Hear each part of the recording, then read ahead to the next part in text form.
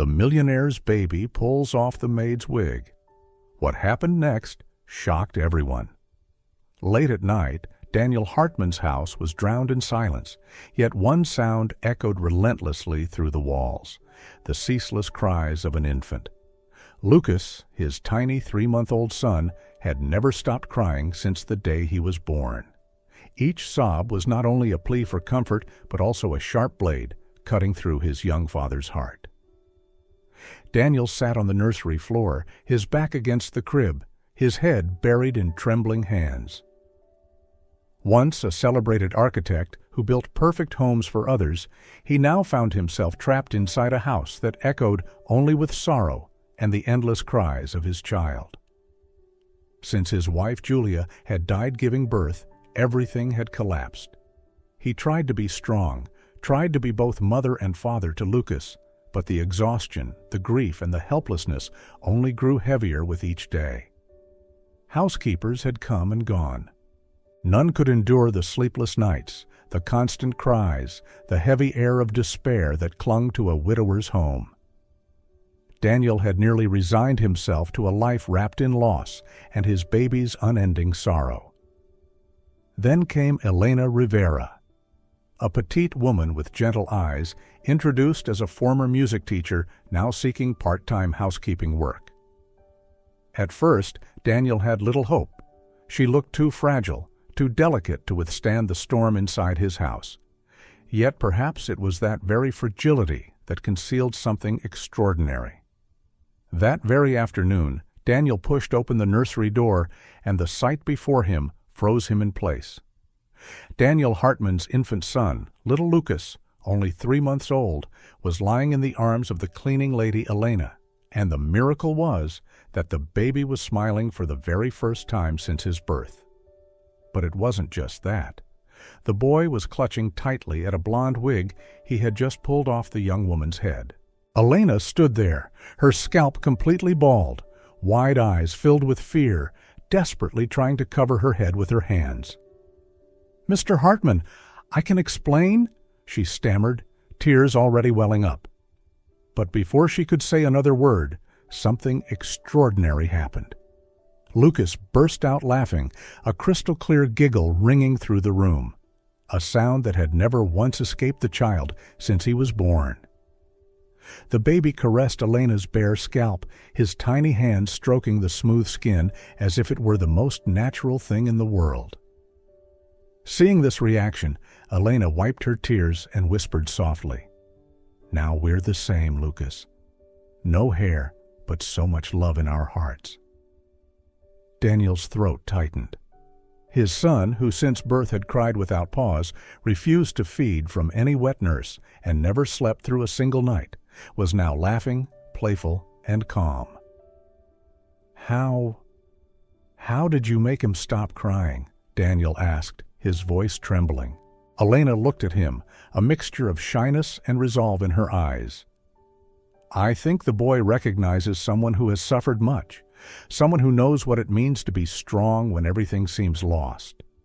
Lucas kept laughing, now even trying to put the wig back on his own head. The scene was both funny and deeply moving. Daniel stepped closer and asked quietly, "Why do you wear a wig?" Elena hesitated, her eyes dropping to Lucas, who was still playing with her scalp. "That is a long story, Mr. Hartman, a story I would rather keep to myself." At that moment, hurried footsteps echoed down the hallway. Nurse Clara appeared at the door, panting. She had cared for Lucas since birth and was clearly alarmed by the unusual silence. Clara had spent many months by Daniel's side, witnessing him collapse under the weight of losing his wife, watching the endless nights when he held his baby son, Lucas, his face red from crying, while Daniel himself sank into near madness from despair. Deep down, she believed she had a place in his heart. Clara's eyes widened at the scene before her. Elena bawled, Daniel frozen in shock, and Lucas laughing. But what stood out most was the look in Clara's eyes as she turned toward Daniel, mixed with jealousy and possessiveness, something Daniel didn't notice, but Elena certainly did. Clara demanded sharply, "What's going on in here?" "I can explain," Elena said quickly, trying to stand up while still holding little Lucas in her arms. "Don't stand," Daniel stopped her. "I want to understand what's going on." Elena took a deep breath, then began. 1 year ago, I found out I had cancer. Blood cancer. They called it leukemia. Clara instinctively stepped back. Daniel frowned. "The doctors told me I had to undergo chemotherapy, 6 months of harsh treatment." Elena's voice grew smaller. "It was the hardest time of my life." Lucas kept babbling in her arms, unaware of it all, still playing with the wig. "I lost all my hair in just a few weeks. I lost so much weight. There were days I thought I wouldn't survive," Elena went on. Daniel listened intently, while Clara stood frozen at the door, her fists clenched tight.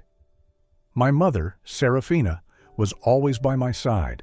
She gave me strength when I wanted to give up," Elena said with a faint smile. "She always told me, 'My daughter, you're much stronger than you think.'" "And the result?" Daniel asked. "I'm well. 6 months ago, the doctors discharged me, declaring me cancer-free. They said the chances of relapse were very small." Lucas began drifting off to sleep in her arms, lulled by her gentle voice. "Why didn't you tell us this when you applied for the job here?" Daniel asked. Elena gave a faint, bitter smile. "Because who would hire someone who used to be a cancer patient to work close to a baby? People are afraid, even though they know this disease isn't contagious. They still hold prejudice." "So you lied in your interview," Clara spoke for the first time, her tone icy. "I didn't lie about anything that mattered," Elena retorted. "I didn't lie about my ability to work, my experience, or my dedication." Daniel shook his head slightly. "But why are you telling me now?" Elena looked down at Lucas, sleeping peacefully in her arms, a rare sight since his birth. "Because this little angel has shown me that sometimes the truth comes out, even if we don't want it to. And also," she paused, her voice breaking, "taking care of him these past 2 weeks has been the most wonderful thing that's happened to me since I got well." "Taking care of him?" Daniel asked in surprise. "When I was cleaning the room and the baby cried, I would hum softly the same songs my mother sang to me in the hospital. And he always calmed down." Clara stepped forward, clearly annoyed. "You had no right to do that. That's my responsibility. Caring for the child is my job." "I know," Elena replied quickly. "I'm sorry, it's just, the baby looked so sad, and I know what it feels like to be sad and need comfort."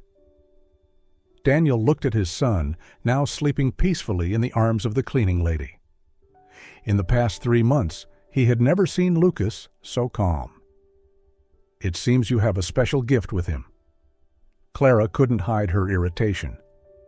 "Daniel, I think we need to speak in private." Understanding the implication, Elena stood, carefully placing Lucas into the crib. The baby remained asleep, a faint smile still on his lips. "I will return to my work," she said softly. But just as she reached the door, Lucas woke and began wailing loudly, a cry full of despair. Elena froze, her heart tightening. Clara rushed to the crib at once, but the crying only grew louder. "It's just a coincidence," Clara insisted, trying to soothe him. "He'll get used to it." But Lucas cried as if he had lost something irreplaceable. From the hallway, Elena listened to that desperate cry. She knew that by revealing her truth, she might have just lost the most precious thing in her life. As soon as Elena left, Clara turned to Daniel with a look that mixed professional concern with something much deeper. "Daniel, we need to have a serious talk." Lucas was still crying in the crib. Clara tried to soothe him, but it didn't work. "Go on," Daniel said as he picked up his son. The crying softened a little, but didn't stop. "Don't you find it strange that she hid something so important? Cancer isn't just a cold. Yet she says she's cured. She said so? And if it's true? But how can you be sure? What if she lied? What if she's not cured at all? Clara pressed, moving closer to him.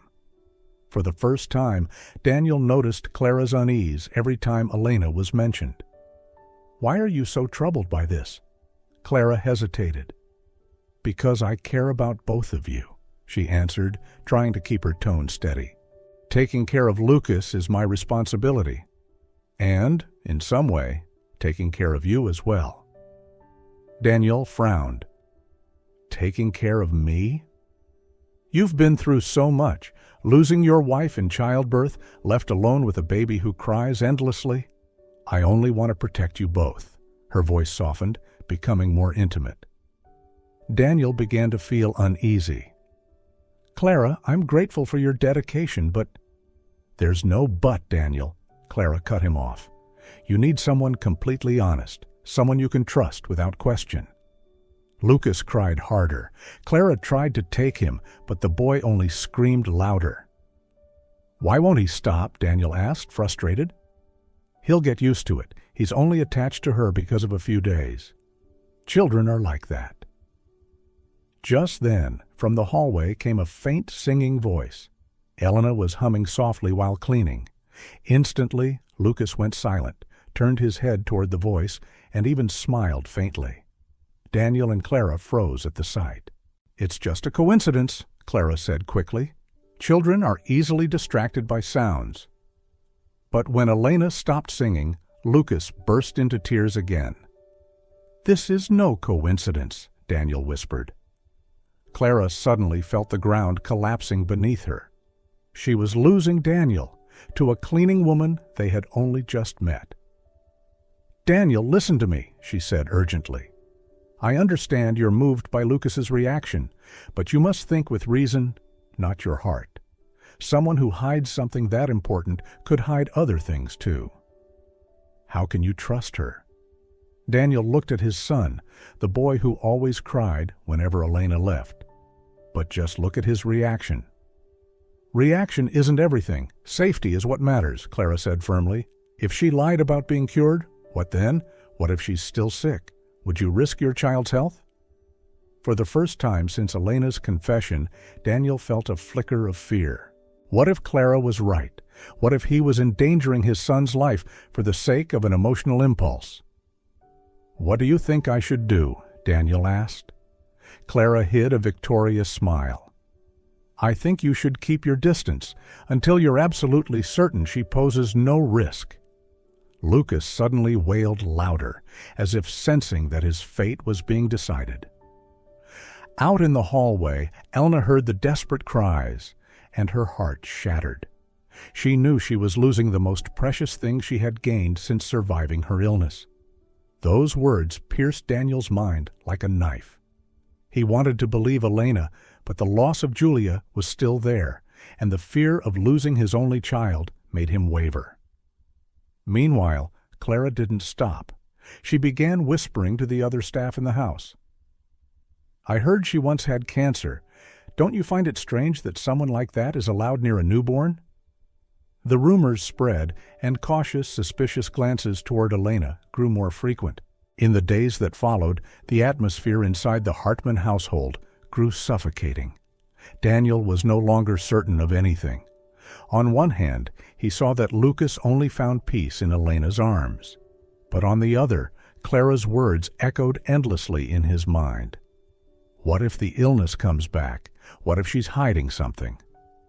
The pressure, combined with the fear of losing his only child, finally drove Daniel to make a painful decision. One morning, as Elena was arranging toys for Lucas, he entered the room, his face heavy with conflict. Elena, he hesitated. For now, I want you to keep your distance from Lucas. Just focus on the housekeeping. Elena froze, her heart shattered silently. But seeing the torment in Daniel's eyes, she only nodded softly. I understand. At exactly 3 o'clock in the afternoon, an elegant woman entered the mansion. Her hair was neatly tied up, her clothes impeccable, and she carried a folder in her hand. "Good afternoon. My name is Anna, the new nanny." Clara welcomed her with a radiant smile. "Wonderful you're here. Let me take you to meet Lucas." From a distance, Elena watched as Clara showed Anna around the house. "You do have experience with newborns, right?" Clara asked. "Yes, 15 years. I have all the necessary certifications." "Perfect. The baby is a little difficult, but I'm sure you'll manage." When they entered Lucas's room, he was silent for a few seconds. Elena felt a flicker of hope. Perhaps he would accept her. But only 5 minutes later, the crying began again, even louder than before. "Is he hungry?" Anna asked. "He just fed," Clara replied. "Maybe a stomach ache." But the crying didn't stop. In the hallway, Elena had to restrain herself from rushing in. "Let me try," Anna offered. "Please, go ahead." Elena listened to Anna singing lullabies, rocking and soothing him. But Lucas cried until his voice grew hoarse. When Daniel returned from work 2 hours later, the sound of crying still echoed throughout the house. "How was today?" he asked Clara. "Anna is very professional. She just needs time for Lucas to get used to her." Daniel entered the room and found Anna exhausted, her hair disheveled. "I'm sorry, Mr. Hartman. I've never met a baby this difficult. I tried everything." Daniel picked up his son. The crying eased slightly, but didn't stop completely. From the hallway, Elena watched quietly, her heart twisting at the sight of Lucas's distress. "It'll be fine," Clara reassured, though her voice lacked confidence. "It's just a matter of time." At that moment, Elena began to sing softly from the hallway, the familiar lullaby she always sang to Lucas. Instantly, the crying stopped. The baby turned his head toward the voice, his lips curling into a smile. The room fell silent. Daniel, Clara, and Anna stood frozen. "That was just a coincidence," Clara said quickly. "Pure chance." But when Elena stopped singing, Lucas burst into sobs again. Daniel looked at Clara, his gaze no longer easy to read. "Perhaps we need to reconsider." "No," Clara blurted out, louder than she intended. "I mean, we can't make decisions based on emotion alone. Lucas's safety must come first." But for the first time, Daniel began to wonder, had he been making the right decision? In the days that followed, things only grew worse. Lucas cried almost all day long. Anna fell into despair, even beginning to doubt her own abilities. That afternoon, as Elena was cleaning the living room, Daniel walked in, carrying a weary, whimpering Lucas in his arms. "Elena," he began hesitantly. She stopped immediately. "Yes, Mr. Hartman? May I ask you something?" "Of course." "Are you completely certain that you pose no danger to Lucas?" Elena felt a spark of hope in her heart. "I have all the medical test results proving I am cured. I can show them to you." Lucas, who had been whimpering softly, suddenly fell silent at the sound of Elena's voice. He turned his little head toward her, his tiny arms reaching out, asking to be held. Daniel watched his son's reaction intently. "He misses you?" "I think so. We've bonded over the past 2 weeks. Would you let me sing to him just to see how he reacts?" Elena glanced around nervously, afraid Clara might appear. "I shouldn't. Please, just once." Elena began to sing softly, the familiar lullaby her mother used to sing to her. "Sleep now, little angel, sleep in peace. Mother is here, never leaving again. Sleep will come to embrace you. Sweet dreams will cradle you." Lucas not only stopped crying, but broke into a wide smile. He stretched out his arms toward Elena, giggling with joy. Daniel was deeply moved, seeing his child transformed into another baby entirely. "It's unbelievable. How can this be?" "I think he senses that I understand his sadness. I know what it means to go through hard times, Elena whispered. At that moment, hurried footsteps echoed. Clara appeared, her face filled with barely contained anger. "What is going on here?" she demanded. "I only asked her to sing," Daniel explained. "Just look at his reaction." "Daniel, we've already discussed this. You cannot risk your son's health for a moment of comfort. But look at him, how peaceful he is." "And what if she lied? What if the illness is still there?" Clara pressed, stepping closer. "Would you gamble your son's life?" Sensing the tension, Lucas began to cry again. "See?" Clara seized the chance. "He feels something is wrong." Elena stepped back, feeling defeated once more. "I'm sorry for intruding," she said softly. "Wait, Elena." Daniel started, but Clara cut him off. "Anna is waiting for Lucas in the nursery. He needs routine."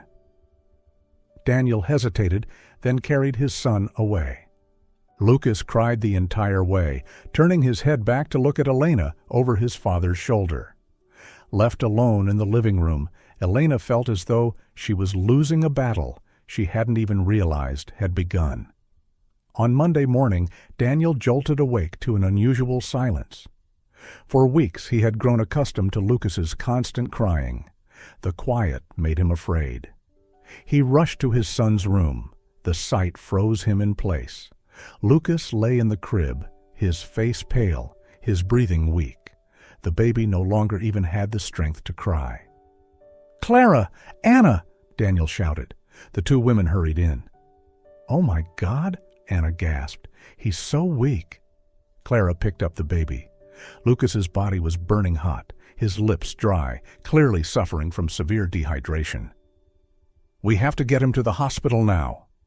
Daniel grabbed his car keys. The drive was a nightmare. Lucas was nearly unconscious in Clara's arms. She kept trying to rouse him. "Stay with us, Lucas. Don't fall asleep. Please stay." Daniel drove like a madman, his heart pounding. At the hospital, doctors immediately rushed the baby into emergency care. "What happened?" the attending physician asked. "He hasn't been eating or drinking properly for a week, crying nonstop, and this morning—" "This," Daniel said breathlessly. "We'll run some tests. Please wait outside." Daniel paced back and forth in the waiting room. Clara sat stiffly, restless. "He'll be fine," she tried to reassure. "And what makes you so sure?" "Because he's strong. He'll pull through." After what felt like an endless hour, the doctor returned. "The baby is dehydrated and showing signs of severe emotional stress." "Emotional stress? In an infant?" Daniel repeated, stunned. "It happens more often than you think. Usually, when a child is separated from someone they've formed a strong attachment to." Daniel felt as though he'd been punched in the gut. "You mean—" "I mean the baby has developed a deep bond with someone, and now he's suffering from being apart from them." Clara's face turned pale. "But it will pass, right?" "It could, if that person comes back into the baby's life. If not—" The doctor hesitated. "At this age, such stress can be very dangerous." In that instant, Daniel knew what he had to do. He pulled out his phone. "Elena, this is Daniel. You need to come to the hospital immediately. Lucas has been admitted." On the other end, Elena froze. "What happened to him?" "I'll explain when you get here. Please, just come quickly." "Yes, I'm on my way." When Daniel returned to the waiting room, Clara looked at him in panic. "What did you just do?" "I called Elena." "Daniel, you can't. What if she—" "There are no more what-ifs, Clara." Daniel cut her off. "My son is suffering because he's without the person he loves most. I won't let him suffer any longer." "But his safety—" "The most unsafe thing is keeping him away from the one he needs." 20 minutes later, Elena rushed into the hospital, breathless, her eyes red with worry. "How is he?" she asked urgently. "Dehydrated and suffering emotional stress from separation," Daniel replied. Elena broke into tears. "Can I see him? That's all I want." Clara tried one last time to interfere. "Daniel, you have to think carefully." But he was already walking with Elena straight into the hospital room.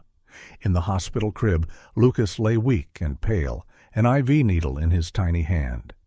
Elena stepped closer, sat beside the bed, and softly began singing the familiar lullaby. "Sleep now, little angel. Sleep in peace." Though exhausted, Lucas opened his eyes slightly. When he saw Elena, he tried to smile. "I'm here," she whispered, her trembling hand stroking his forehead. Daniel stood there, his eyes blurring with tears. For the first time in weeks, his son looked truly at peace. From the hallway, Clara peered through the glass window and knew she was losing the very battle she had started. Within just a few hours, Lucas had finished an entire bottle of milk and fallen into a deep sleep, something that hadn't happened in days. "It's extraordinary," the doctor told Daniel. "The improvement came the moment she arrived. Clearly, she is the person the baby sees as a mother figure." Daniel looked through the window, watching Elena cradle Lucas, softly humming to him. In his heart rose a certainty. She was family.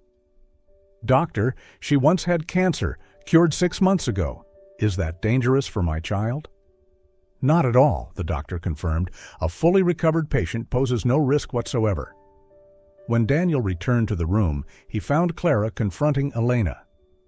"Happy now? You schemed your way back in," Clara spat. "What scheme? I only came because I was called," Elena answered calmly, still holding Lucas. "I care for him with love, nothing else." Daniel stepped in, his tone firm. "Enough, Clara. The doctor has confirmed she poses no danger, and you've created lies out of jealousy." "You believe the doctors? They can be wrong," Clara retorted. "And you know better than the doctors, do you?" Daniel stared straight at her. For the first time, Elena didn't stay silent. "From the very beginning, you tried to push me away from Lucas. Now I understand why." Clara lifted her chin in defiance. "And why is that?" "Because you love Daniel." The room went still. Daniel looked from Elena to Clara and finally understood. "Is that true?" he asked. I care about both of you," Clara stammered. "That's not what I asked. Do you love me?" Clara hesitated, then blurted out, "And if I do? Is it a crime to love, to be devoted, to sacrifice?" "Love is no crime, but lying and tearing apart the person my son needs, that is," Daniel said coldly. Elena stepped forward, tears in her eyes but strength in her voice. "You spread rumors that I was contagious, that I was dangerous, when you knew it wasn't true. That's not love, that's selfishness." Daniel shook his head, his voice ice cold. "Clara, you abused my trust. I want you out of my house today, and don't ever come back." "Daniel, you can't." "I can, and I will." Clara glanced at Lucas in Elena's arms, then at Daniel. She knew she had lost everything. "You'll regret this," she hissed before storming out. Left alone, the three of them remained. Daniel turned to Elena and said softly, "I'm sorry for everything." "There's no need. You were only trying to protect your son." "But I should have seen through her sooner." At that moment, Lucas smiled, cooing happily in Elena's arms. "The most important thing," Elena whispered, "is that now we are truly a family." Daniel felt the word family resonate in his heart, but this time for all the right reasons. 2 days later, when Lucas was discharged from the hospital, Daniel carried his son back home. That night, he went to see an old friend, Roberto, a private investigator. He handed over fragments of suspicion, Clara's shifting behavior, her vague words, the baseless rumors. "Roberto, I need to know who she really is." A week later, Roberto returned with a thick file. "Daniel, prepare yourself." The file revealed Clara's work history. In just 4 years, she had been employed by 3 families. Each ended in scandal. In the first, she was accused of creating jealousy between husband and wife. In the second, she openly pursued a widowed father, sabotaging his attempts at moving on. In the third, suspicions grew darker. The wife of the household mysteriously fell ill, only recovering after Clara was dismissed. Daniel's hands shook as he turned the pages. My God! That's not all, Roberto continued. The doorman at her building said she's been standing outside your house for hours at a time. And inside her apartment, I found photos of you, Lucas, and Elena pinned to her walls like an obsession. Daniel was speechless. The scattered fragments now formed a terrifying picture. Clara was not merely jealous, she was pathologically obsessed. While Daniel struggled to process the truth, Clara grew bolder. One afternoon, as Elena cleaned the backyard, she found a note shoved under the door. The jagged handwriting made her shiver. If you don't leave, I'll make you disappear. Elena trembled as she handed the note to Daniel. He clenched his fists, fury and fear colliding. He knew things had gone too far. The breaking point came on a stormy night. Daniel received a call, Clara's voice rasping through the line. If you want the truth, meet me at the old parking lot behind the mall. Alone. Daniel gritted his teeth. He knew it was a trap, but he also knew he couldn't run forever. Elena, terrified, begged to go with him. In the end, they alerted Roberto and the police, then went to the meeting spot. In the damp darkness of the lot, Clara stood waiting, raincoat clinging to her body, her eyes gleaming with madness. In her hands was a gasoline can. You don't understand, Daniel, she cried as soon as she saw them. I was there through your worst days. I'm the one who deserves you, not her. Elena clutched Lucas tightly, shielding him from the rain. Daniel stepped forward, his voice steady but tense. Clara, put the can down. You're destroying yourself. No! Clara screamed, her voice cracking. If I can't have you, Clara screamed, her voice raw with madness, then no one will. I'll reduce everything you love to ashes. She unscrewed the cap, fuel splashing across the concrete, the stench filling the air. Elena held the baby closer, Daniel tensed to lunge. Just as Clara raised the lighter, sirens wailed. Flashing blue and red lights lit the night. Roberto and the police stormed in, tackling Clara before flames could ignite.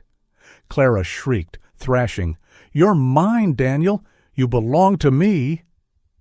Daniel wrapped his arms around Elena and Lucas, his body trembling, but his resolve firm.